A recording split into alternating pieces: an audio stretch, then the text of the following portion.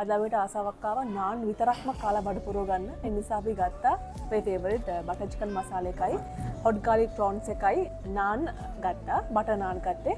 මොකද බටර් නාන් එකේ අර පෙරිච්ච බටර් කියන්නේ ඔව් බටර් පෙරුණු නාන් කෑල්ලක් එක කන්න ආසාවක් ආව නිසා බටර් චිකන් මසාලා එකේම පටන් ගමු.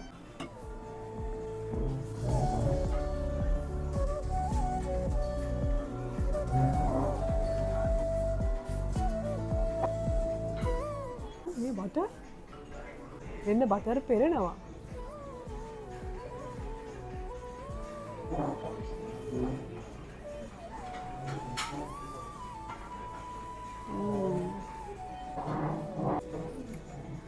මාර රසයි. දැන් චිකන් කෑල්ලක් එක කෑවේ නෑනේ. දැන් අපි චිකන් කෑල්ලක් එක try කරමු. ටේස්ට් එක සට්ට පඩියා ඉருக்கு. ඒ කියන්නේ මේ බටර් චිකන් මසාලා එකේ මේ සෝස් එක මාරම ක්‍රීමි. මාරම බටර් රසයි. නාන් එකත් සෙම්ම දූල් මික්ස් කරන් කද්දී සට්ට පඩියා ඉருக்கு ටේස්ට් வேற ලෙවල්.